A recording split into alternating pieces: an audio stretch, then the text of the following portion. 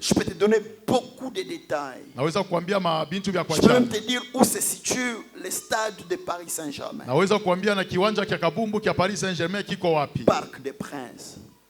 Mais pendant que je te donne tous ces détails, Lakini wakati nakupatia hiyo maukezo, je n'ai jamais été en France. lakini bado shiyafika kako. Je n'ai jamais été à Paris. Lakini bado shiyafika Mais kako. j'ai des informations sur la ville. Lakini niko na habari kwa ile C'est mji ya aussi Paris. connaître la ville de Nayo Paris. pia ni kujua Mais il y a Paris. une différence Lakini entre inaachana celui qui connaît la ville de Paris kwa ule anajua mji wa comme Paris information, kama comme habari, connaissance mentale, kama ujuzi et wa celui akili. qui connaît la ville de Paris Ule anajua mji wa parce Paris, qu'il vit à jue Paris. ko naishi kule Paris. C'est des choses différentes. Inakuwa ni maneno mbili ya Il y a kuachana. ceux-là qui connaissent Jésus Na bale wanamjua Yesu comme connaissance kama ufahamu tu théologique, yenye comme une akili, information, kama tu comme habari, une connaissance mentale. kama ujuzi tu Et il y wa a akili. ceux-là qui connaissent Jésus Na bale wanamjua comme Yesu une vie. kama maisha, Ils le vivent. beko na Ils mwishi sont avec lui. na beko pamoja Et naye. quand ils témoignent de Jésus, Na wakati anashuhudia ils connaissent Yesu, de quoi ils parlent. anayua ni nini ile kona sema. J'avais un bailleur qui Naona est déjà décédé. nilikuwa na fashi, nilikuwa napangia lakini mwenye chumba cha kufariki. Il était équiste. Il était équiste. Il était de l'Écancard. Alikuwa mwekankar. J'ai partagé avec lui sur la parole de Dieu. Tulikuwa nagawanya naye zaidi ku maneno ya neno la Mungu. Il refusait. Anaanza kukatala. Il me disait Na alikuwa ananiambia que Jésus est son maître. lakini Yesu ni mwalimu wake. Je lui ai dit non. Nasema pana. Le Jésus maître que tu dis là, Ule Yesu nasema ce n'est pas le mwalimu. Jésus en qui je crois. Haina ule mimi naaminia. Le Jésus maître que tu dis Ule là, Yesu ce mwalimu n'est pas le unasema. Jésus que je te prêche. Haina ule niko Le nakuhubiri. Jésus que je te prêche, Huyu mimi c'est nakuhubiri le Dieu créateur. ni Mungu muumbaji. Il est la vie éternelle. Eko uzima wa milele. Il m'a dit non. Akasema pana. Jésus c'est notre maître. Yesu ni Je mwalimu lui ai dit wetu. c'est Jésus là. Mimi nasema ule Yesu C'est juste quelqu'un qui porte le nom de Jésus. ni mtu tu anabeba C'est jina ya juste Yesu. un esprit qui porte le nom de Ni Jésus. pepo tu Mais inafuata le jina ya Jésus Yesu. que moi je te témoigne, là, Lakini Yesu il n'est nakushuhudia. pas seulement un humain.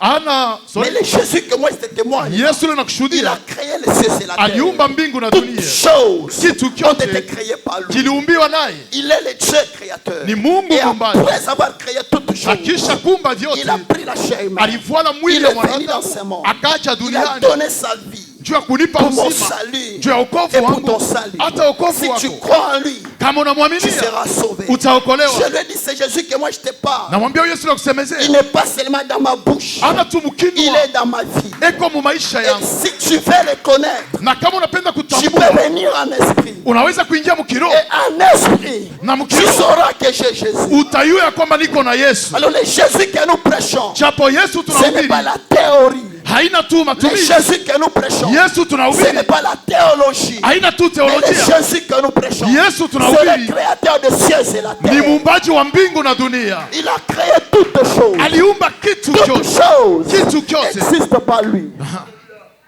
Jean chapitre 1, Yohane sura wa le kwanza verset 1 mstari wa kwanza à 3. kuya La tatu, Bible dit, Biblia inasema au commencement kumwanzo était la parole. ilikuwa neno La parole na neno était avec Dieu. ilikuwa La pamoja na parole Mungu. Neno était Dieu. ilikuwa Tout Mungu. ce qui existe Yote a konaishi été fait ilifanishiwa par elle. kupitia neno. Rien ne pouvait exister Hakuna kia sans kuishi elle. bila neno. Et la Bible continue. Na Biblia Dans inaendelea Jean chapitre 1, mu Yohane sura wa au kwanza verset 14, mstari wa 14 au verset 12, il est dit ceci, mstari wa 12 nasema hivi, que cette parole ile neno était la lumière du monde. ilikuwa nuru ya dunia. Cette parole Ile est neno venue au monde. ilikuja duniani. Cette parole Ile neno qui a créé le monde. iliumba dunia. Cette lumière Ile nuru qui a créé le monde. iliumba Quand dunia. elle est venue vers le monde, Wakati ilikuja le duniani, monde ne l'a pas reconnue. dunia ikuitambue. Cette parole, Ile neno quand elle est partie chez les siens, wakati ilienda kubake ils ne l'ont pas reçue. abakumpokee, Mais cette parole lakini ile neno donne à tout celui qui croit en lui inaleta uwezo kwa qui yoyote le anayeamini reçoit na le anayapokea pouvoir uwezo de devenir ya kuja enfant de Dieu. mtoto wa Mungu. Cette parole-là, Ile neno c'est le Dieu créateur. ni Mungu muumbaji. Et la Bible ajoute en disant, Biblia inaongeza et mkusema, cette parole na ile neno s'est faite chair. C'est faite chair. ilivala Et mwili elle a habité parmi nous. na ikaketi kati yetu. Quand cette parole s'est fait chair Wakati ile neno et inavala mwili habite parmi nous, na inaketi kati ya Jean watu, dit, Yohana anasema nous avons contemplé sa gloire tuliona utukufu wake comme la gloire kama utukufu d'un fils unique ya mwana wa est venu du Père. mwenye anatokea kwa Baba. Il n'a pas dit que cette parole était fils. Ashikuseme hiyo neno ilikuwa ya mwana. Mais il a dit la gloire de cette parole faite chair. Akasema utukufu ya hiyo neno était semblable à la gloire d'un fils unique. Inafanana na utukufu ya mwana wa upekee.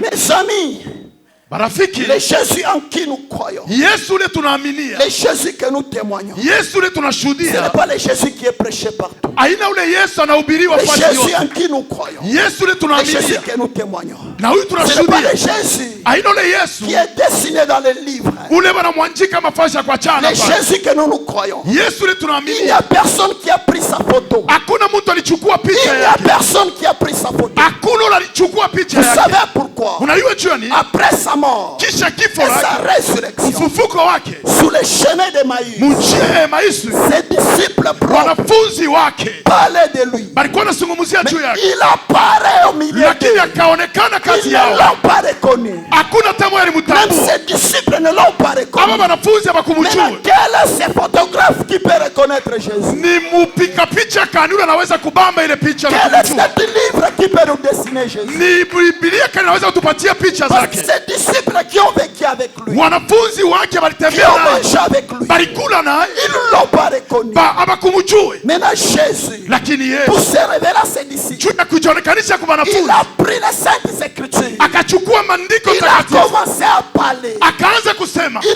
dit ceci. akasema hivi, C'est ce que je vous disais. hii nilikuwa Quand nimeambia j'étais encore avec wakati vous, nilikuwa mzima na ce mwele. qu'il était écrit de moi Imeandikwa, ilisema juu dans ya la loi de Moïse, kupitia sheria ya Musa, par les prophètes kupitia et manabii dans les psaumes, na kupitia que Zaburi, le Christ souffrirait. ya kwamba Kristo Que atateseka, le Christ souffrirait. atateseka, Il mourra. atakufa Et il ressuscitera na 3 jours après. atafufuka masiku tatu. Quand il commence à parler Wakati aliweza kusema de lui juu yake dans les saintes écritures, muhimu andiko, la Bible me dit ceci. Biblia inasema hivi, Il prit le pain, akachukua mkate il le brisa, na akaivunja. il le souleva.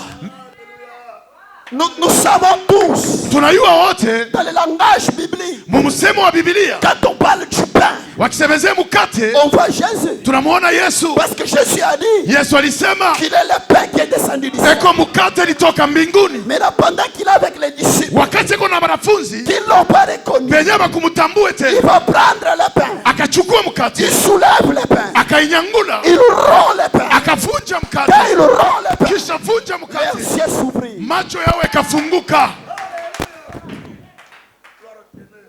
C'est Jésus que nous prêchons. Yesu huyu tunahubiri, Il n'a pas été reconnu ashikutambuliwe dans la chair. mundani ya mwili.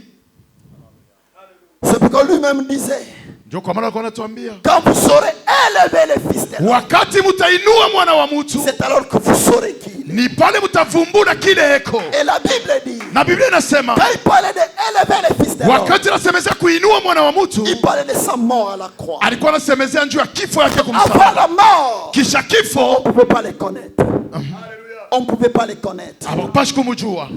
Maintenant, quand il soulève le pain, Wakati anainua il mkate, brise le pain. akavunja mkate, Il rappelle à ses disciples akakumbusha que wanafunzi je vous disais, ya kwamba nilikuwa je suis le naambia pain qui est descendu du ciel. ni niko mkate ilitoka Et mbinguni, ce pain na ile mkate est venu pour la vie de plusieurs. ilikuya njuu ya uzima ya wengi, Maintenant, pour que plusieurs aient cette vie, njuu wengi wapate hiyo il uzima. fallait que le pain soit brisé. Yabidi hiyo mkate ivunjwe. Aussi longtemps que le pain était entier, Muvile tu mkate ilikuwa ikingaliki les mzima, gens ne pouvaient pas avoir la vie. watu hawakupata kupokea Il uzima, fallait que le pain soit brisé. lakini yabidi mkate ivunjiwe. Oui, même cette femme syro-cananéenne avait la révélation sur l'identité de Jésus. Hata huyu mtu wa Mkanana alikuwa na ufunuo pa maisha ya Yesu, Cette femme est venue derrière Jésus. anakuya nyuma ya Yesu Elle criait, na Seigneur, analalamika, Bwana aie pitié de moi. unirehemu, Viens au secours de mon enfant. aha, Mon enfant est tourmenté. mtoto Mon wangu enfant anafurushwa a besoin de ton secours. na anahitaji msaada wako. Jésus ne répondait pas. Yesu akujibu. Et les disciples de Jésus Wanafunzi wa Yesu vont commencer à faire taire cette femme. wakaanza kumwikalisha mwanamke Mais kimya, cet homme a persévéré lakini alitumwa jusqu'à passer devant Jésus. akapita mbele ya Elle s'est Yesu, jetée aux pieds de Jésus. akajitupa kwa miguu Elle se yake. jette aux pieds de Jésus. Wakati alijitupa Elle implore la grâce. akalia Elle neema, dit, Seigneur, akasema, Bwana aie pitié pitié de moi. unirehemu, Viens au secours de mon enfant. kuyosaidie mtoto yangu. Jésus le regarda.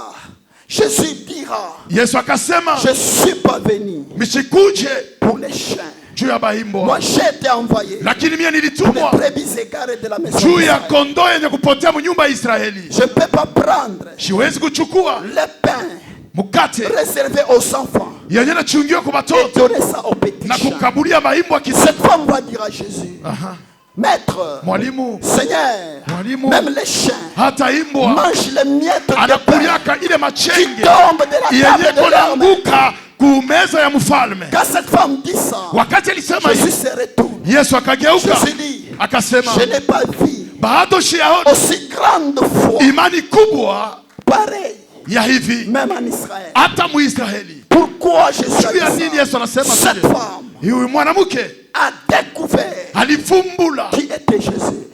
Yesu Cette alikuwa femme a naye, compris ni akaelewa que le Jésus dans la chair Yesu ndani ya mwili était venu pour Israël. alikuwa juu ya Mais le Israeli, Jésus qui sera rompu à la croix, lakini Yesu ndiye aliuawa kwa le msalaba. Jésus qui mourra, Yesu alifariki kwa quand il msalaba. mourra, Wakati quand il atafariki, ressuscitera, anakisha il kufufuka, ne sauvera pas seulement Israël, hataokoa mpaka il Israeli, sauvera toutes les nations. lakini ataokoa mataifa yote mzima. C'est de ce Jésus Na ni ule Yesu que je suis en train de parler. niko na semezea, C'est Jésus na huyu Yesu que les disciples étaient incapables de dessiner sa photo. banafunzi abakuwe na uwezo ya kufanya picha zake. Quand il soulève les pains selon les Écritures, Wakati aliinua mkate kufuatana na il brise maandiko, les pains selon les Écritures, akavunja mkate kufuatana na ils l'ont maandiko, reconnu. balimutambua. Donc c'est Jésus que je vous prêche. Yesu ule na wahubiri On ne le connaît pas par histoire. hawezi kumjua kwa C'est hadithi. Jésus que je vous prêche. Yesu na wahubiri Il faut scripter les saintes Écritures. yabidi kuchunguza maandiko Pour les takatifu connaître. juu ya kumvumbua. Parce que c'est les saintes Écritures Ni paka maandiko qui takatifu dessinent Jésus. njo yenye natufiatulia C'est Yesu. pourquoi nous, Njo kwa maana sisi nous n'aurons jamais de photos de Jésus. hatuwezi kutia mapicha ya Yesu Parce Kristo que Jésus juu Yesu n'a été dessiné par personne. bado Na ashikupatiwa picha, photographié par hakuna hata personne. mtu alichukua Mais picha, Jésus est dessiné, lakini Yesu anachukuliwa Dans picha nos cœurs. muma mioyo zetu, est visible asema yenyewe dans nos ionekane vies na pendant que la parole est prêchée. wakati neno Pendant que inahubiriwa, la parole est prêchée. wakati neno Pendant que inahubiriwa, je te prêche, là, wakati nakuhubiri je te dessine Jésus. niko na kufasiria Pendant que je Yesu, te prêche, là, wakati je nakuhubiri te présente Jésus. niko na kuonesha Je Yesu. crois. Naamini ya Après ce qu'il, kisha tu ibada sauras qui est Jésus. utayua kile ko Yesu, Après ce qu'il, kisha hiyo tu ibada témoigneras à Jésus. utamshuhudia Yesu, Parce que tu l'auras connu. juu utamjua, Tu l'auras découvert. utamjua. Alléluia. Amen, Amen. amen. C'est Jésus que je suis venu nous parler, bien-aimé. Yesu nilikuwa kutusemezea wapendwa, Dans Jean chapitre 14, mu Yohana sura ya il dit 14 à ses disciples akaambia wanafunzi, que votre cœur ne se trouble pas. mioyo zenu isifurushwe, Croyez en Dieu mwaminieni et Mungu croyez en na moi. munyaminie. Ok, une parenthèse. Hapa mnaweka tu Nous mraba, savons que Dieu c'est un Dieu jaloux. tunajua Mungu ni Mungu wa bwii, Il n'y a qu'un seul vrai Dieu. ni mpaka tu Mungu wa En kweli qui moja, tout le monde doit kwa croire. yeyote yabidi kuaminia. Pourquoi Jésus dit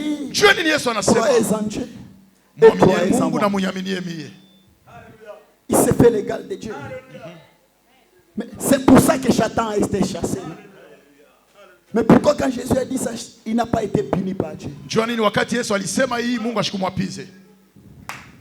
Parce que Satan a osé, il a été chassé. Shetani alipima na alifukuzwa. Mais Jésus dit croyez en Dieu. Na Croyez Yesu en moi. anasema muaminie Mungu na munyaminie mie. Comme pour dire adorez Dieu, adorez-moi. J'ai vu dans la Bible Pierre Petro niliona kwenye Biblia, qu'on voulait adorer.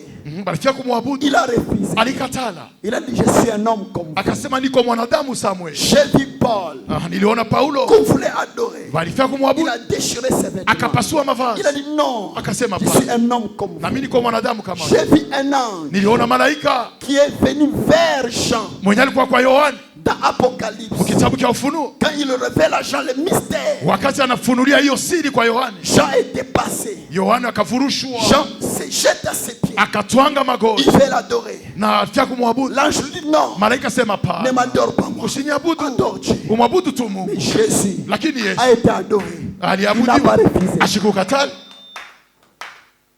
Pourquoi il n'a pas refusé Jua nini l'adoration? ashikukatali? Parce qu'il est digne d'adoration. Jua anastahili maabudu. Il n'y a que les humains Ni paka mwanadamu qui refusent ça. ndio wanakatala Kaini. Dans Apocalypse, Lakini Ufunuo chapitre 5, sura yake wa 5, même Apocalypse, hata Ufunuo chapitre 4, sura yake wa la 4, Bible dit, Biblia inasema les anges, wa les malaika 24 vieillards et les 4 êtres vivants se prosternent devant Jésus wote wanashujudu et mbele ya ils Yesu. disent, Na weko tu nasema es digne de unastahili recevoir ya kupokea l'adoration, maabudu, la gloire, utukufu, la louange. masifa. Est-ce que Dieu peut accepter qu'on adore une autre créature au ciel pendant qu'il est présent? Est-ce que Mungu anaweza kuichika baabudu kiuntu kingine mbinguni wakati yake ingaliki? C'est pourquoi Jean dit, Ndio kwa maana Yohana anasema nous savons aussi tunajua ya que kwamba le Fils de Dieu est venu, mwana wa Mungu alikuja, qu'il nous a donné l'intelligence alitupatia akili pour connaître les véritables. juu ya kujua ukweli, Et nous, na sisi nous sommes dans les véritables. tuko ndani ya ukweli. En son Fils, Mwana wake Jésus-Christ. Yesu Kristo C'est lui ni yeye qui est Ha- le Dieu véritable Mungu wa et kweli la vie éternelle. na uzima wa milele. Mais au verset 31, Mustaki- au verset 21 de ce même chapitre, Mstari wake wa 21 Qu'est-ce wa que sura Jean moja, dit? Yohana anasema nini? petit enfant, Watoto ndogo, gardez-vous des idoles. ase mujichunge kwa masanamu. Kama awabudu Yesu Si unabudu tu sanamu. n'adores pas Jésus, c'est que tu adores les Kama idoles. auyamini Yesu Si unaamini tu n'as pas sanamu. encore cru, tu as encore cru aux idoles. Yesu ndio Mungu C'est Jésus qui est Dieu na uzima wa milele. et lui-même la vie éternelle. Pendant que je dis là, Wakati mimi nasema hivi, quelqu'un dit mtu anasema biso bataya bisiko Yesu azakamo na nzambe. Si baritumiri ke Yesu ni kama mtoto wa Mungu. Abakukulande on ne t'a pas trompé. ni bya kweli. C'est vrai. Yesu ni mtoto wa Mungu. Jésus est fils de Dieu. Mais eko zaidi ya mtoto wa Mungu. Mais il est au-delà de fils de Dieu. Ku maternelle, kaba nakonesha ke À l'école maternelle, quand on te dit 0 moins 1 0 moins 1 égale moins 1. égale moins 1, Utasema impossible. tu diras que c'est impossible. Kama unaanza kukomea, Mais dès que tu commences à tu grandir, vas comprendre que c'est possible de faire 0 moins 1. tu comprendras que 0 moins 1 est possible, ça va donner moins 1 plutôt. Kama nakonesha ke Yesu ni mtoto wa Mungu. Si on te dit que Jésus est fils de Dieu, Ni ku maternelle. là c'est à l'école maternelle. Mais quand on a komea, Mais dès que tu tu grandis, vas comprendre. tu vas comprendre. Mungu ana muntu. Dieu n'est pas un homme Njoo aoe bibi, pour se marier azale mtoto. afin de faire les enfants. Alizala na nani? Il avait fait les enfants avec qui? Mungu akwe na mtoto. Alizala na nani? Alizala na Marie. Est-ce que Merci. Maria alipata mimba je. Kwa uwezo Par la puissance ya Roho Mtakatifu. du Saint-Esprit. Donc tukifia kubakia littéraire. Si nous voulons rester littéraires, Babaki ya Yesu ni Roho Mtakatifu. le Père de Jésus c'est le Saint-Esprit. Tukifia kubakia littéraire. Si on restait littéraire, Babaki ya Yesu ni Roho Mtakatifu. le Père de Jésus c'est le Saint-Esprit. Maintenant kama babaki ya Yesu ni Roho Mtakatifu. Si le Père de Jésus est le Mu Jean Saint-Esprit, chapitre 14. maintenant dans le livre de Jean 14, Mu verset 14. au verset 14 Ti mu verset 18. jusqu'au verset Yesu 18, anasema hivi. Jésus dit ceci: Nitaomba Baba Je prierai au Père amipatie roho. qu'il vous donne un esprit, Hii roho ya ukweli. l'esprit de vérité, Fariji. l'esprit consolateur. Ile dunia haiwezi kupokea. C'est que le monde ne peut recevoir. Hapa nyo nasema Quand je dis ça, mtu mwana anasema ta. quelqu'un dit non. Ibi ndio mkichwa chake. Ça, c'est ça vient Tusome. de lui. Lisons. Tusome. Lisons. Jean chapitre 14. Yohane sura ya 14. Jean chapitre 14. Yohane sura ya 14. Commençons au verset 16. Tuanze kwa mstari wa 16. Et moi, Nami je prierai le Père. taomba Baba Il vous donnera un autre consolateur atanipatia mfariji mwingine afin qu'il demeure éternellement avec vous. kusudi adumu pamoja namwe milele. L'esprit de vérité Roho ya ukweli que le monde ile ne dunia peut recevoir. haiwezi kumpokea Parce qu'il ne le voit point juu aione et ne le connaît na pas. aijue, Mais vous, lakini mwe vous le connaissez. mnamjua, Car kwani il demeure avec vous. anadumu pamoja Et na mwe il sera na atakuya en vous. ndani mwenu. Je ne vous laisserai pas orphelin. Shitamiacha wayatima, Je reviendrai à vous. tarudia tena kwenu. Maintenant, tubakie tupale. Restons là. Yesu anasema Jésus dit ceci: Roho Mtakatifu, le Saint-Esprit, roho ya ukweli, l'Esprit de vérité, ile dunia c'est que le monde haiwezi kupokea. ne peut recevoir. Juu ya nini? Pourquoi? Dunia Joseph, haimjue, le monde ne le connaît point, mais mwei mais vous, munamjua Roho. vous le connaissez. Juu ya nini? Pourquoi? Eko nikala na mwei Il demeure avec vous na atakuwa ndani. et il demeurera en vous. Maintenant, restons là-bas. Tubakire tupani. Nani alikuwa na bamitume? Qui était là sur place avec les apôtres? Yesu. C'était Jésus. Ule bamitume balikuwa na yeye ni nani? Celui qui est entouré par les disciples, c'était Ule Jésus. atakuwa ndani ya bamitume Celui qui kesho ni sera nani? en eux après, Yes. c'est Jésus. Il parlait de lui-même Alikuwa anasemeza juu yake mwenyewe en tant qu'Esprit Saint. kama tu Roho Mtakatifu. Maintenant, comme pour boucler tout. Lakini kama njoo kuweka mfungo kwa yote, Il dit, akasema je ne vous laisserai pas orphelin. shitamiacha Je mayatima, reviendrai à vous. tarudia tena kwenu. We mkubwa wako akikufa utabakia orphelin. Si ton frère mourait aujourd'hui, resteras-tu orphelin? Mkambwa wako akikufa utabakia orphelin. Si ton grand-père mourait aujourd'hui, resteras-tu ton oncle? Est-ce que tu resteras Mpaka orphelin? baba wako akikufa. Seulement un père. Ndio unabakia orphelin. Quand il décède, Yesu anasema, Jésus dit, sitaniacha ba orphelin. je ne vous laisserai pas orphelin. Eko baba. Lui, il est père quand il disait cela. C'est clair mes amis. Ni wazi warafiki. OK, tukupa mu Jean chapitre 14. Tukupaka mu Yohane sura ya 14. Mu verset 6. Au verset 6, Eko nasema hivi. il dit ceci. Anasema, Jésus dit, minaanzia tu mu verset 4. je commence par le 4e verset. Vous savez où je vais Munajua kule niko nenda et vous en savez le chemin. na munajua njia. Jean chapitre 14 verset 4 nous descendons. Yohane sura ya 14 kuanzia kwa mstari wake wa 4. Les choses de Dieu, Vitu vya Mungu, l'église, kanisa ce n'est pas la philosophie. haina tu L'église, ufahamu fulani. Ce Kanisa ne sont pas les rites. haina tu maadisi mabitendawili. L'église, Kanisa ce n'est pas une tradition qu'on nous raconte. haina tu kunji moya ya makabila Nous tunakutana. devons rester dans les Écritures. Yabidi tubakie mu maandiko. C'est pourquoi moi, Ndio kwa je maana ne parle pas de moi. shisemeze juu yangu. Je ne parle pas de ma famille. Shisemeze chama yangu. Je ne parle pas de quelqu'un de ce monde. Shisemeze juu ya mtu wa hii Je dunia. parle de Jésus. Ndio unasemeza juu ya Dans les Yesu. saintes Écritures. Katika maandiko takatifu. Maintenant, regardez. Sasa tazama Au verset 5, mstari wake wa 5. Thomas lui dit, Nayo Toma akamwambia, Seigneur, Bwana, nous savons où tu vas. atujue kule uko nenda. Comment pouvons-nous en savoir les chemins? Namna gani tutajua njia? Jésus lui dit, Yesu je akamwambia, suis le chemin, niko njia, la vérité ukweli et la vie. na uzima. Nul ne vient au Père Hakuna ya kutoka kwa Baba que par moi. bila kupitia kwangu. Je hapa Yesu anaanza mambo. C'est là où Jésus commence. Nul ne vient au Père Hakuna cha kutoka kwa Baba que par moi. kupitia mimi. Alors quand il parle du Père, Wakati anasemezea Baba, le verset suivant, mstari inafuata il explique le Père. anafasiria Baba, Il démontre le Père. anaonesha Baba. Le verset suivant, il dit ceci. Anasema hivi, Si vous me connaissiez, kama tu mulinijua, vous connaîtrez aussi mon Père. mulipasha kumjua Baba yangu. Et dès maintenant, Na kuanzia Vous le sasa connaissez. et munamjua vous l'avez vu. na munamuona. Les disciples connaissaient qui? Banafunzi Les balijuaka nani? disciples ont vu qui? Baliona nani? Jésus parle de lui comme étant le Père. Yesu alikuwa anasemeza juu yake kama Baba. Merci beaucoup.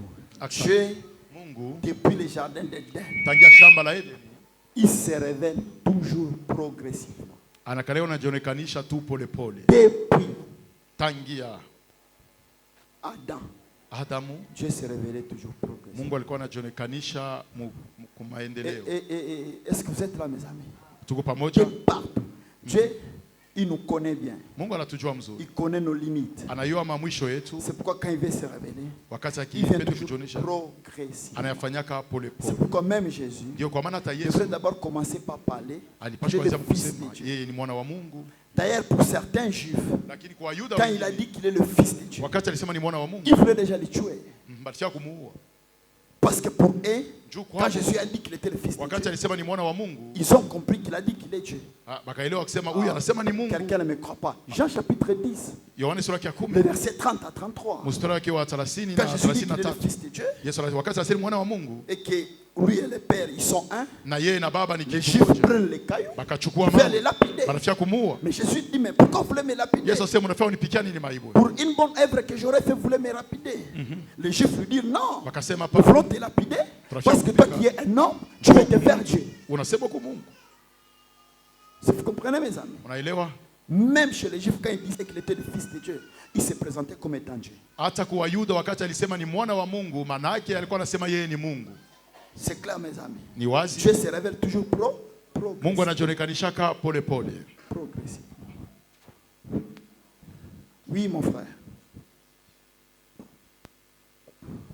Oui, Père, merci pour le droit de la parole. Oui, Toujours dans le destin de savoir. oui. Alors, comment expliquer ce verset qui nous dit Jésus-Christ est à la droite du Père, Oui, en train d'intercéder pour nous, Ouais. jour et nuit. Et aussi le verset Philippiens 2, oui. le verset 7, qui nous dit mais il s'est dépouillé lui-même en prenant une forme de serviteur. Donc, je prends le verset 8. Il s'est humilié lui-même, se rendant obéissant jusqu'à la mort, même jusqu'à la mort de la croix. C'est pourquoi aussi, Dieu l'a souverainement élevé et il lui a donné le nom unique qui est au-dessus de tous les noms. Mais Jésus qui est le Père, mais on voit Dieu l'élever et lui donner le nom qui est au-dessus de tous les noms. Oui. Et Jésus qui est Père, mais qui est assis à la droite du Père en train d'intercéder pour nous. Comment expliquer? Merci beaucoup. Philippiens chapitre 2. Je vais les lire ensemble avec toi, comme ça tu vas comprendre clairement. Suivons ensemble la lecture. Philippiens chapitre 2, là où tu étais. Au verset 5, il est dit ceci. Ayez en vous les sentiments qui étaient en Jésus-Christ. Ça, c'est une exhortation à l'humilité. On nous apprend à être humble comme Jésus. Maintenant, écoutez, existant en forme de Dieu, il n'a pas regardé son égalité avec Dieu comme une proie à arracher. Frère Prince, un homme peut être égal à Dieu. Mais là on dit Jésus était égal à Dieu. Vous voyez? Maintenant je t'explique autre chose. Regardez. Ok? Il n'a pas regardé son égalité avec Dieu comme une proie à arracher. Le verset 7. Mais il s'est dépouillé lui-même. Là, il a été dépouillé ou bien s'est dépouillé lui-même. Ça veut dire quoi? Écoute bien. Écoute. Il s'est dépouillé lui-même en prenant une forme de serviteur. Pourquoi il prend la forme de serviteur? Il est le roi des rois, le Seigneur des seigneurs, le tout-puissant créateur. Mais il s'est fait serviteur pour une raison. Écoute la suite. En devenant comment? Semblable aux hommes. Il n'était pas un homme. Il s'est fait semblable aux hommes. Et quand il s'est fait semblable aux hommes, il a paru comme un vrai homme.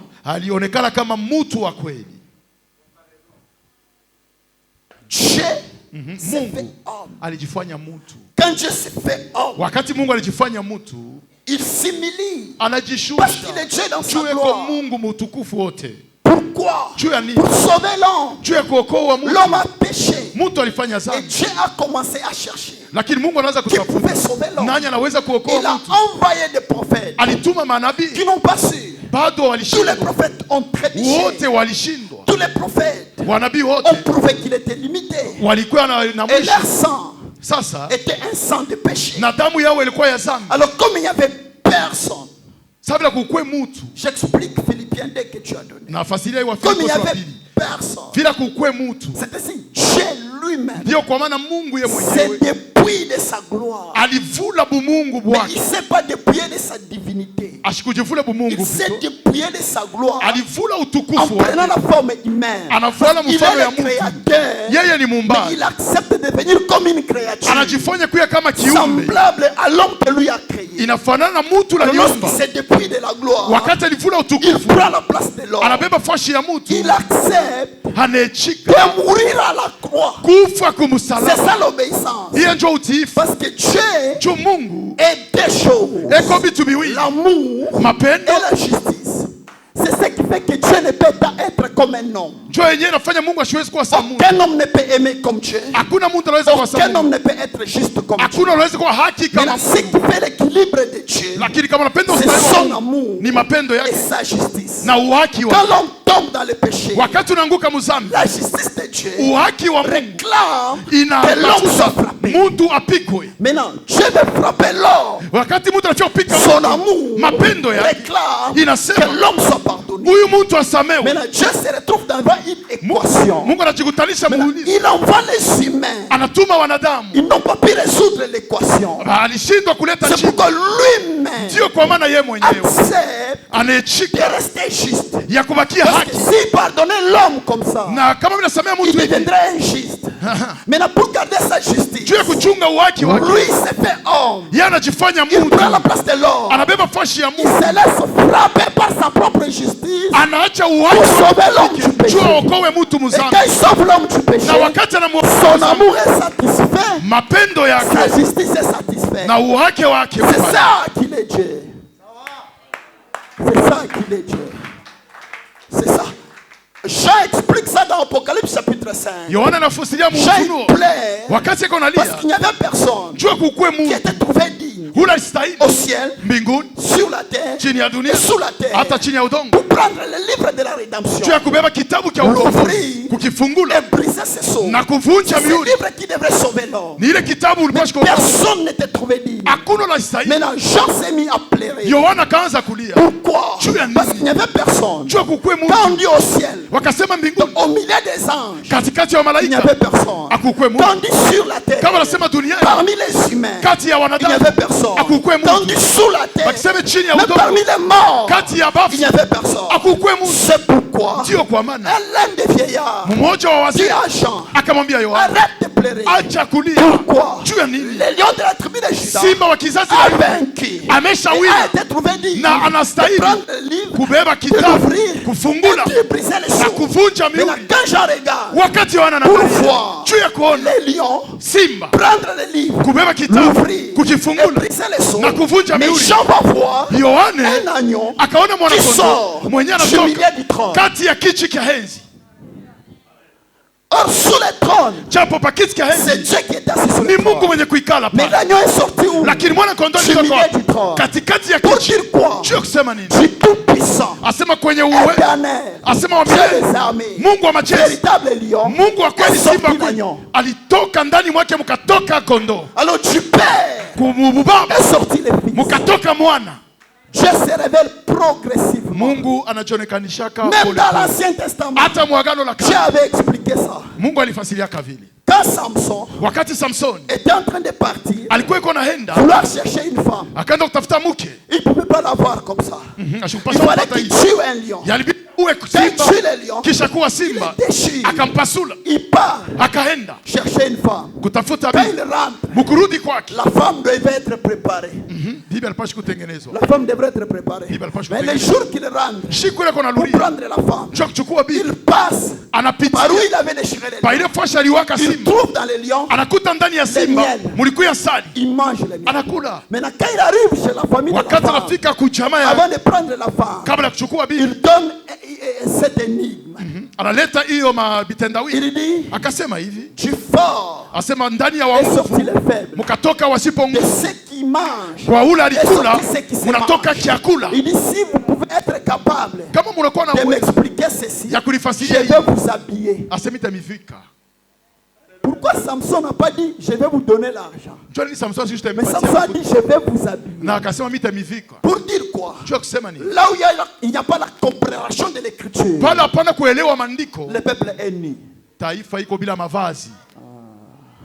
Là où l'énigme n'est pas expliquée, le peuple est nu. Parce que dans le jardin d'Éden, quand Adam et Ève ont péché, ils sont retrouvés nus. Maintenant, pour que Dieu les couvre, il fallait tuer l'animal, récupérer la peau de l'animal et couvrir Adam et Ève. Alors il faut être à mesure de prendre l'animal, de tuer l'animal, de décortiquer l'animal de sa peau. Aujourd'hui, l'animal, c'est Jésus. Aujourd'hui, l'animal, c'est la parole. Quand on prend la parole, on explique la parole. Le peuple sort de l'ignorance. La connaissance de la vérité libère le peuple et habille le peuple. Alors Samson promet, il dit, si vous arrivez à interpréter cette énigme, je vais vous habiller. Mais ils n'ont pas su. Vous savez pourquoi? Personne ne peut sonder la profondeur de Dieu. Samson s'appelait Petit Soleil. Il était l'ombre des choses à venir. Quand Jésus est venu, on l'a appelé le soleil de la justice. Le véritable Samson, c'est Jésus. Vous voyez? C'est clair. Maintenant, pour découvrir le secret de Jésus, véritable Samson, il faut collaborer avec sa femme. Aujourd'hui, pour que les âmes soient sauvées, Jésus utilise sa femme. Yesu anatumikisha mke wake, kanisa yake, son épouse. mke bibi harusi. L'épouse joue des rôles. Elle est épouse pour Jésus. Eko bibi harusi kwa Mais elle Yesu. est aussi représentante de Jésus sur la terre. Lakini eko tena kionesho kia Yesu Pour duniani. expliquer le mystère de Jésus aux nations. Juu ya kufasiria Pour que le masiri ya non-croyant Yesu continue kwa à croire en mataifa. Jésus. Bantu wengi waendelee kumwamini Yesu. Alors je suis là. Lakini niko Quand pale. tous n'arrivent pas, Wakati il watu collabore avec la femme de Samson. akasungumuza na mke wa Samson. Samson parle avec la femme parle avec son mari. Na huyo mke akasungumuza na bwana yake. Samson explique. Na Samson Il anafasiria. dit les forts, Akasema c'est les wangu lions. ni simba. Les doux, Asema c'est le miel. asema ile ya mnyenyekevu Du inakuwa ni asali. plus fort Asema kwa wangu est sorti les faibles. mnatoka Du Dieu tout-puissant kwa Mungu wa uwezo est sorti les fils. mkatoka Du mwana. lion Ase ndani ya est simba sorti l'agneau. mnatoka mwana kondoo. Donc personne ne pouvait sauver l'homme. Hakuna hata mtu anapashi kuokoa mtu. Dieu lui-même est venu nous sauver. Mungu yeye mwenyewe alikuwa kutuokoa. Isaïe 35 explique ça. Isaya sura ya 35. Dites à ceux qui ont le cœur brisé, Asema ambia bene mioyo ya kuvunjika. votre Dieu viendra Ase wakati Mungu et vous sauvera. na Et atamiokoa. quand il viendra, Wakati atakuja. les sourds entendront. Asema bizimu Les muets bitasikia. parleront. Asema baba Les kusiko kusema aveugles tasema. verront. Asema Les wapofu boiteux wataona. marcheront. Viwete vitatembea. Et Jean-Baptiste, dans la Yohane prison, Mbatizaji. il pose la question de savoir. Akauliza. Allez dire à ces Jésus, Mwende mbele est-ce que mkamwambie. c'est lui qui devrait venir ou bien devons-nous attendre encore Ni un yeye an? unalipasha kuya wala tuchunge tena Mungu. Jésus répond, disciple de Jean-Baptiste. Yesu Allez akawajibia. dire à votre Mwende maître, celui mkamwambie qui vous a mwalimu envoyé. wenu. C'est Tusome kitabu cha kwanza cha Wafalme. chapitre 1. Wafalme wa kwanza sura ya kwanza. C'est avec ça que nous allons terminer ce petit message. Na ni kupitia hapa itamalizia hiyo ujumbe. Premier roi chapitre 1. Wafalme wa kwanza sura ya kwanza. Nous lisons le verset 5. Tasoma mstari wa 5. Nous allons lire le verset 11. Tutaluka kusoma mstari wa 11. Et puis nous allons lire le verset 10, non, le verset 22 à 24. Na utasoma mstari wa 22 mpaka 24. Adonijah, fils de Hagith, Adonijah mwana wa Hagiti se laissa emporter par l'orgueil na kibudi kikamshika jusqu'à dire c'est moi qui serai roi. na mkipimo kia kusema ni yeye Et il se atakuwa procura mfalme un char na akachukua farasi et des cavaliers na majesi et 50 hommes qui couraient devant lui. na watu 50 walikuwa nakimbia mbele zake. Ici, c'est pour vous faire voir quelque chose. C'est pourquoi j'ai fait cette lecture. Hii ni njia kuonyesha Ok, kitu kimoja. le verset 11. Mstari wa 11. Alors Nathan dit à Bathsheba, Naye Nathan akamwambia mère de Bathsheba Salomon, mama yake ya Sulemani, n'as-tu pas appris qu'Adonijah, fils de Hagith, est devenu roi lakini auelewe ya kwamba Adonijah mwana wa Hagiti anakuwa mfalme sans que notre Seigneur David le sache? bila mfalme wetu Daudi bila kuyachua. Viens donc maintenant. Kuya sasa Je te donnerai un conseil takupatia shauri afin que tu sauves ta vie kusudi okoe maisha et la yako vie de ton fils. na maisha ya mwana wako. Va, Wende entre chez le roi David ingia kuchuma mfalme et Daudi dis-lui, oh roi mon na Seigneur, umwambie he mfalme bwana n'as-tu wako pas juré ta servante au kulape kumbele ya en disant kijakazi Salomon ton fils régnera après moi kusema Salomoni atatawala kisha mimi et il s'assiera sous mon trône? na atakala pa kiti cha ufalme. Pourquoi donc Adonijah règne-t-il? Jua nini Adonijah anatawala? Le verset 22 mstari wa 22 à 24. mpaka 24. Tandis qu'elle parlait encore avec le roi, Lakini wakati alikuwa akizungumza na voici mfalme Nathan le prophète arriva. na hivi Nathani nabii On akaingia l'annonça au roi bakamtangazia en mfalme disant, voici Nathan le prophète. kumwambia mfalme na Il nabii entra en présence du roi, anaingia mbele ya il mfalme se prosterna devant le roi, akashujudu mbele ya le mfalme visage contre terre. na uso iko yenye Et kuinama Nathan dit au roi, na akasema mon yeye mfalme Seigneur, bwana wangu c'est donc toi qui as dit Adonijah régnera après ni wewe moi, ulisema Adonijah atatawala kisha mimi et il assiera sous mon trône, na ataketi pa kiti yangu. car il est descendu aujourd'hui, Juu leo alishuka il a tué des bœufs. anaua wangombe. Ok, je saute là, je lis le verset 28. Mstari wa Le roi 10. David répondit, appelez-moi Bathsheba. Mfalme Daudi akajibu Elle kisha entra et se présenta devant le na roi. akaingia kushimama mbele ya Et mfalme le roi jura na et dit, mfalme l'Éternel akalapa mkusema qui m'a délivré de toutes les wa détresses. milele des vivants. alinifungula kuyo machozi. Merci. J'étais en train de chercher une pensée que je voulais partager avec vous et terminer avec ce message. Kwa natafuta wazo moya yenye la kuweza kumalizana hiyo ujumbe. J'ai pris que Dieu me fasse grâce. Naomba Mungu anijalie neema. Cette deuxième partie du message va répondre à ta question. Hiyo kipande cha pili cha ujumbe tajibia kuswali yako. Je commence dans l'ombre pour que nous puissions déboucher sur Jésus-Christ.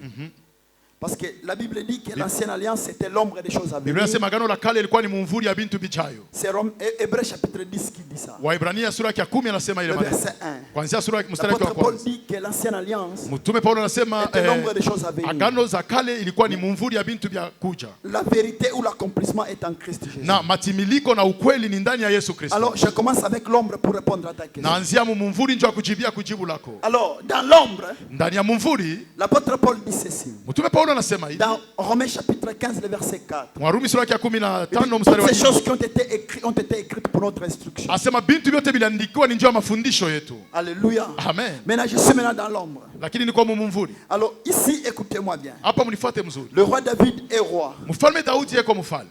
Alors son trône doit être éternel. Lakini enzi yake inapaswa kuwa ya milele. Mais il s'est dit après moi, Lakini akasema kisha c'est mie Salomon mon fils qui va régner. ni Salomo mtoto yangu ndio atatawala. Et le trône de mon fils Salomon sera éternel. Na bufalme bwa mwana wangu Salomoni butabakia wa David milele. écrit un testament. Daudi akaandika testament Et tout le monde savait ça. na wote waliichua Que après la mort, ya kwamba kisha kifo, après le règne du roi David, kisha utawala wa mfalme c'est Daudi Salomon son fils qui ni Sulemani succédera mwana wake et qui atashimama va kwa, régner sur le trône. na atatawala. Maintenant, il s'est fait que Lakini ilifanyika ya kwamba pendant que David était encore vivant, wakati Daudi pendant que David était encore vivant, wakati Daudi alikuwa kingaliki mfalme, je parle vite. Hein. C'est parfait. Merci beaucoup. Nous déjà au bien. Merci. Merci. Je disais ceci. nilikuwa nasema hivi, Après le règne de David, kisha utawala wa Daudi c'est Salomon qui devrait régner. ni Sulemani alipaswa Tout kutawala. le monde le savait. Wote walijua vile. C'était un testament. Ilikuwa ni testament. C'était la parole écrite. Ilikuwa ni neno lenye kuandikwa. David l'a déclaré Aliitangaza et ça a été écrit. na iliandikiwa vile. Ici, Hapa j'aimerais bien que tu me comprennes. napenda tu unyelewe mzuri. Dans la typologie, parce que Dieu utilise aussi la typologie pour faire comprendre sa parole.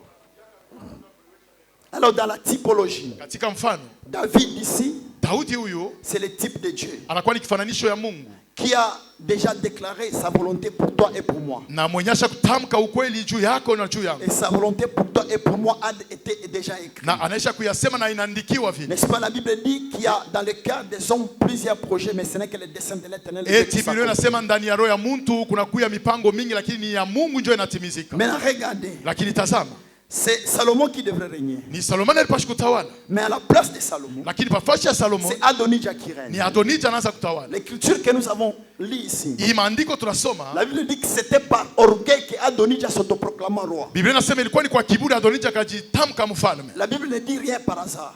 Lakini Biblia haiwezi kusema kitu Alors kwa mshtuko. Adonijah ici c'est le type du diable. Adonija anakuwa ni mfano ya shetani. Le diable aussi c'était par orgueil qui s'autoproclama Dieu et cherchant à être au-dessus même de Dieu. Na shetani ni kwa kiburi alijitangaza Mungu na kujiweka tena yulu ya Mungu. Maintenant, Salomon et Bathsheba, Lakini Salomoni c'est le type de toi et de moi. anakuwa ni kifananisho kyako na mie. Mais pour être dans la rigueur de la typologie, Salomon c'est le type de Jésus. Lakini njuu ya kuya mfano ya maandiko, Sulemani anakuya ni picha za Yesu Kristo. Et Bathsheba c'est toi, Bathsheba c'est moi. Na Bathsheba ni weye na ni mie pia. Maintenant, il s'est fait que Lakini ilifanyika ya kwamba Adonijah commence à régner. Adonija anaanza kutawala. Maintenant, quand Adonijah commence à régner, Wakati alianza kutawala, Bathsheba est là. Bathsheba iko pale. Elle sait que c'est Salomon qui doit régner. Anajua kwamba ni Sulemani anapasha Mais elle ne kutawala. fait rien. Lakini Et elle est même prête à subir.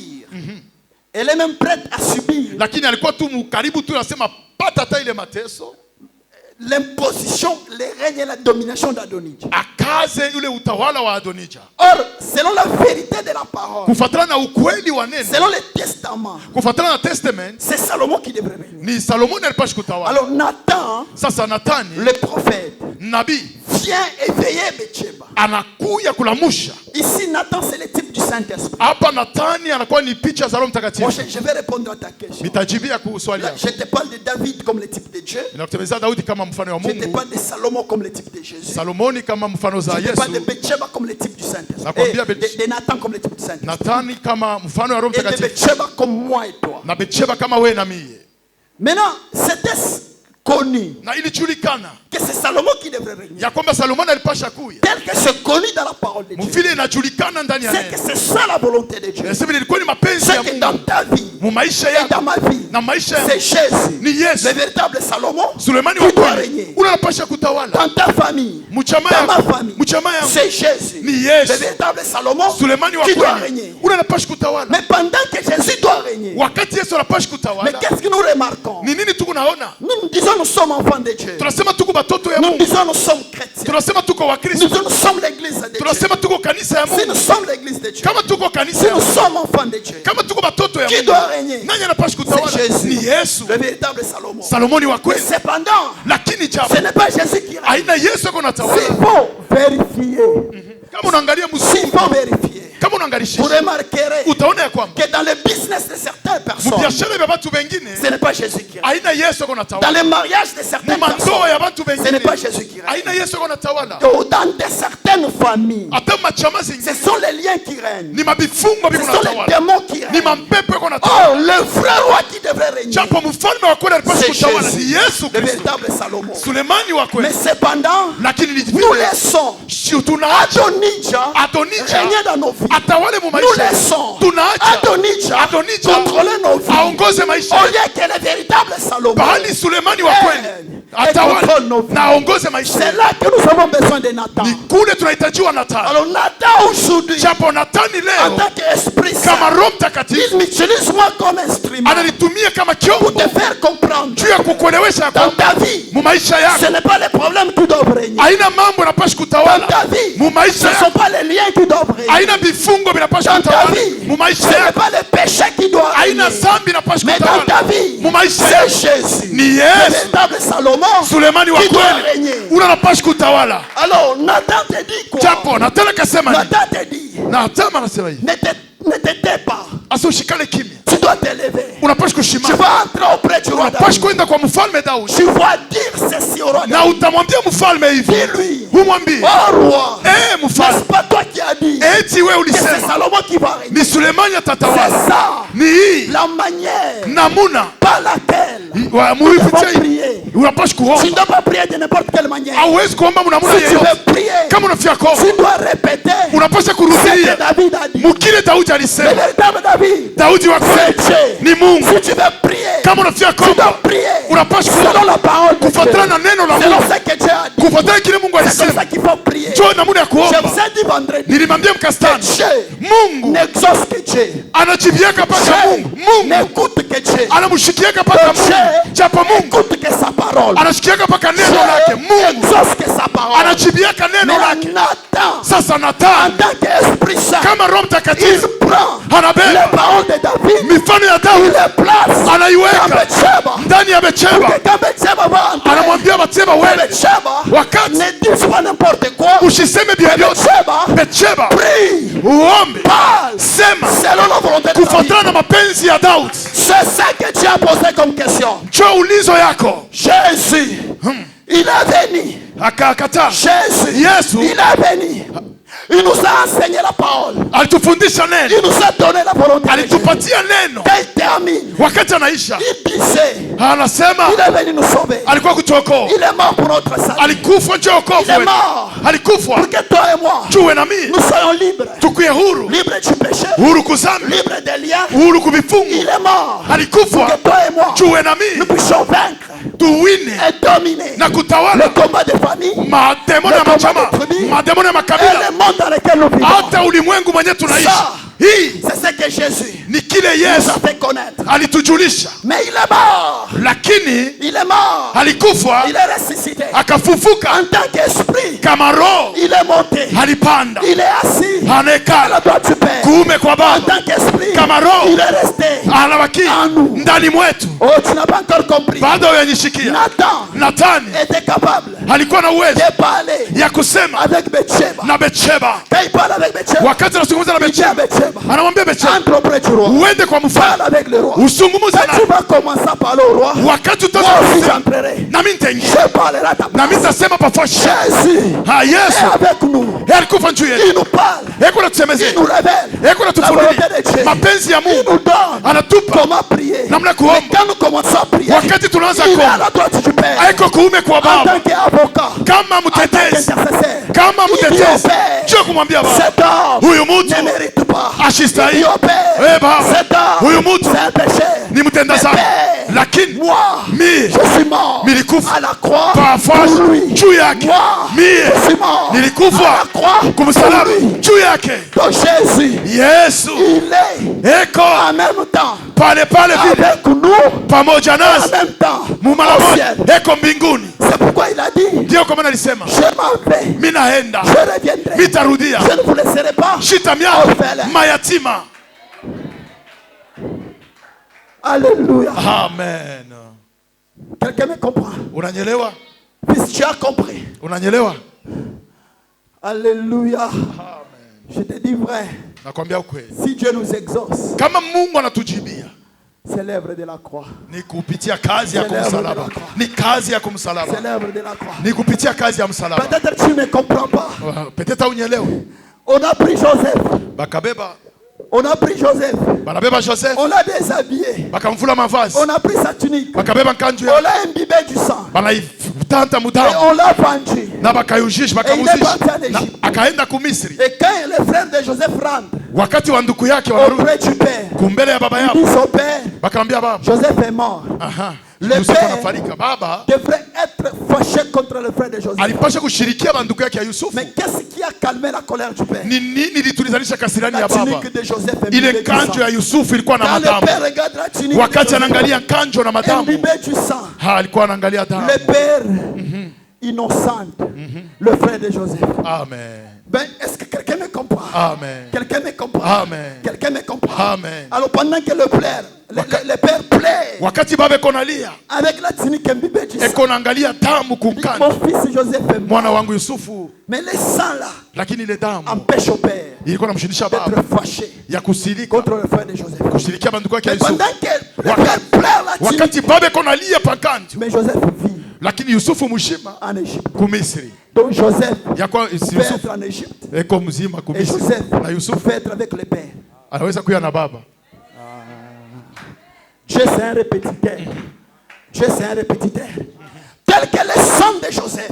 Ni nini damu ya Yesu? Parce qu'on a dit Joseph est mort. Ndio walisema Yusufu anakufa. On a pris le sang de l'animal. Banabeba damu ya On nyama. a présenté ça comme étant le sang de Joseph. Bakaionyesha kama damu ya Yusufu. Jean-Baptiste nous a Yohana présenté Mbatizaji Jésus Anakaza comme mbatiza étant Yesu l'agneau de Dieu qui kama mwana kondoo wa Mungu alipasha Bon, kuja. Jésus c'est un humain, Japo Yesu ni mwanadamu, mais c'est un animal auprès du lakini Père. kumbele ya baba ni Son nyama. sang est là avec le Père. Damu yake iko na Chaque baba. fois que le Père va te frapper, Kila mara baba anatia il kupiga. voit le sang. Eko naona Il voit damu. l'œuvre de la croix. Anaona kazi ya Le kumsalaba. sang de Jésus Damu ya Yesu continue à parler. iko naendelea kusema. L'œuvre de la croix Kazi ya continue msalaba à parler. inaendelea Ce kusema. matin, Asubuhi ya je leo suis venu dire à quelqu'un, nilikuwa kuambia mtu, rien ne peut te condamner. hakuna cha kuhukumu. Rien ne peut te condamner. Hakuna kile Le kinaweza sang de kuhukumu. Jésus Damu ya Yesu continue à parler inaendelea kusema juu yako. Kumbele ya baba. auprès du Père. Kumbele ya baba. Pendant que tu vas prier, Wakati utakuwa naomba. pendant que tu vas prier, Wakati utakuwa tes naomba. paroles Mmesemo ne yako seront pas seules haina kwa peke auprès du yako. Père. Aha. Le sang de Jésus Damu parlera ya à ta Yesu place. itasema pafashi yako. Le sang de Jésus parlera Damu à ya ta place. Yesu itasema pafashi yako. Quelqu'un doute. Mtu anaweka Il shaka. dit, ah, Asema ha. le sang peut parler. Damu inaweza kusema. Hébreux chapitre 12 verset 24. Waebrania sura ya 12 mstari wa Le 14. sang d'Abel crie, Damu ya Abeli inalalamika, mais le sang de Jésus lakini damu ya Yesu parle mieux iko nasema que le sang vizuri d'Abel. kuliko damu ya Parle Abeli. mieux Iko nasema que le mzuri sang d'Abel. kuliko ya Abeli. Pourquoi ça parle mieux? Jua inasema mzuri. Moi et toi, Wewe na mimi nous ne savons pas prier. hatujue C'est kuomba. Jésus qui parle Ni mieux pour Yesu nous. anasemaka mzuri juu C'est yetu. Jésus qui parle mieux pour Ni nous. Yesu ako nasema mzuri juu yetu. Ce matin, Asubuhi ya je leo suis venu dire à quelqu'un, nilikuwa kuambia mtu mmoja, il est temps, ni wakati, il est temps ni wakati que là dehors, asekule nje qu'on sache bachue que ce n'est pas Adonijah qui règne.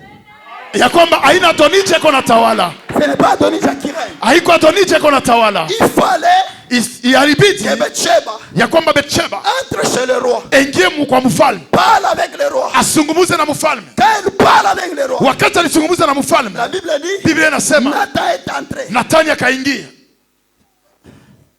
Mais quand Nathan, Wakati Nathani aliingia, quand Nathan commence à parler, wakati Nathani alianza kusema, Bathsheba disparaît. Betsheba anapotea. Quelqu'un doute, lis. Soma. Parce que la Bible dit, Biblia inasema quand Nathan est entré, wakati Nathani aliingia, Il a trouvé Bathsheba. Alimkutanisha Bathsheba. Alikuwa anazungumza na mfalme Daudi. Lakini Bathsheba alikuwa anasema, bakambia mfalme ya kwamba Nathani anafika. Na mfalme akasema, mumuingishe. Wakati Nathani aliingia, Bathsheba shikuseme tena. Bathsheba ashikuonekane tena kwa macho ya mfalme. Wakati anaisha kusema, wakati Nathani anaisha kusema, mfalme anasema, mumuite Bathsheba. Je vais expliquer des choses. La première chose est celle-ci. Quand Jésus a payé le prix, quand Jésus a versé le sang, nous et Jésus, nous sommes morts avec lui. Nous avons enterré avec lui. Nous sommes ressuscités avec lui. Ephésiens chapitre 2, versets 4, 5, 6. Nous vivons morts dans le péché. Mais nous avons été enterrés avec Christ. Et nous avons été ressuscités avec Christ. Et nous sommes dans les lieux célestes avec Christ. Oh, je surprends quelqu'un. Pendant que tu me vois ici, j'ai vu aussi au ciel. Ah, c'est pas moi qui dis ça. C'est la parole que nous sommes ressuscités avec Christ. Et nous sommes assis avec Christ dans les lieux célestes. Ça, c'est la parole de Dieu. Maintenant, regardez. Pendant que nous sommes assis dans les lieux célestes, en Christ Jésus, mais nous vivons encore dans ce monde. Donc Bathsheba était entré, Bathsheba était dehors. Moi et toi, nous sommes au ciel. Moi et toi, nous sommes sous la terre. Je te complique. Non. Comment je vais expliquer ça, mon Dieu? Regardez. Nathan dit à Bathsheba, dis-lui ceci. Quand Nathan et Bathsheba parle au roi. Pendant qu'il parle, on vient annoncer au roi que Nathan est dehors. Et on fait entrer. Quand Nathan entre, Nathan commence à parler avec le roi. Le roi ne va plus Bathsheba. Mais quand Nathan termine de parler, le roi m'a dit, faites entrer Bathsheba. Nous venons de lire ça. Donc, elle est entrée sous l'ordre de Nathan. Elle a parlé au roi. Pendant qu'elle parlait au roi, Nathan est venu. Quand Nathan est venu, quand Nathan commence à parler, elle n'est plus visible devant le roi. C'est comme si elle était sortie dehors. Mais quand Nathan termine de parler avec le roi dit, faites entrer Bathsheba. Ok, j'explique une chose. Quand Jésus nous a sauvés, nous sommes ressuscités avec lui. Nous sommes montés dans les lieux célestes avec Jésus. Nous sommes au ciel avec Jésus. C'est clair, mes amis. Mais cependant, nous sommes encore sur la terre, dans le monde. Maintenant, pour que nous puissions rentrer au ciel, il faut que Jésus termine de parler d'abord avec le Père. Quand il va terminer de faire l'œuvre de l'intercession, c'est alors que le Père dira, le temps est venu, allez, Bathsheba, viens ici. Nous sommes partis au ciel, mais nous sommes sur la terre. Mais quand l'œuvre de la rédemption aura fini, nous rentrerons au ciel pour rester éternellement avec Christ. Quelqu'un a compris? Maintenant, j'explique ça simplement dans la théorie, dans la doctrine. Dans la doctrine, maintenant écoute. Maintenant écoute. Quand toi tu parles selon Nathan, devant le roi, le roi t'écoute. Mais le roi ne te comprend pas bien. Il faut que Nathan vienne parler à ta place. Quand Nathan vient parler à ta place, toi tu disparais. Le roi ne te voit plus toi. Le roi voit Nathan. C'est ça que j'explique ici. Quelqu'un ne comprend pas. Quelqu'un ne comprend pas. Jacob, quand il se présente devant son père, son père dit à Jacob, la voix que j'entends là, c'est la voix d'Esaü. Et la voix de Jacob. Mais Jacob, Isaac lui dit, Esaü mon fils, Esau mwana wangu, approche, chofa karibu, que je t'embrasse. nikukumbatie. Quand Jacob s'approche, Wakati Yakobo anachofa, le père sent l'odeur. baba anashikia harufu. C'est l'odeur de Esau. Ni harufu ya Esau. Quand il le touche, Mukumugusa, il sent la peau velue de Esau. anashikia ngozi ya Mais Esau. le père dit à Jacob, Baba anamwambia Yakobo, la voix que j'entends, sauti ile niko c'est la nashikia voix de Jacob. ni sauti ya Yakobo, Mais l'odeur lakini harufu et la peau, na hiyo ngozi c'est la peau de Esau, mon ni fils, ngozi ya Esau mwana wangu, qui est semblable à un champ béni de l'Éternel. mwenye anafanana na shamba yenye kubarikiwa na Nous, nous Mungu. sommes de Jacob. She tuko wa Nous Yakobo, nous présentons devant Dieu tunashimama mbele ya Mungu, au nom de notre frère aimé Esau. asema kupitia njia ya ndugu yetu Quand Esau. nous parlons, Wakati tuko nasema c'est la voix du pécheur que nous sommes. ni sauti ya mtenda Mais dhambi. quand Dieu nous regarde, Wakati Mungu il voit anatuangalia, l'œuvre de la croix que Jésus a anaona accomplie pour kazi ya nous. kumsalaba ile Yesu alitimiza juu L'odeur yetu. qui monte, Harufu ile kuna pana c'est l'œuvre de la croix. ni kazi ya La kumsalaba. Bible dit ceci. Biblia inasema hivi, Maombi ya mtendazani la prière d'un pécheur, machukizo c'est une abomination kumacho ya Mungu. devant la face de Dieu. Kama na wetu unaomba Quand nous prions toi et moi, kazi ya Yesu Calvary, l'œuvre de Jésus, unabeba maombi yetu, il prend toutes nos prières, inaipatia harufu mzuri, ça donne une bonne odeur, pour que Mungu akushikie, afin que Dieu pour que t'écoute, Mungu anishikie. afin qu'il m'exauce. Leo Aujourd'hui, hautatoka vile tu ne uliingia. quitteras pas tel que tu es venu. Jua nini? Pourquoi? Yesu ashakufanya kazi. Jésus a déjà tout fait. Yesu ashakufanya kazi. Il a tout fait. Yesu, est-ce qu'il y a quelqu'un qui a besoin de Jésus? Kuko mtu anamhitaji Il y a Yesu. quelqu'un qui peut se tenir debout Kuna mtu anaweza kusimama et dire à Jésus, na kumwambia Yesu, seul je ne peux pas, mimi mwenyewe sitaweza. seul je ne peux pas. Mimi mwenyewe sitaweza. Toi tu es Dieu Wewe uko Mungu qui se fait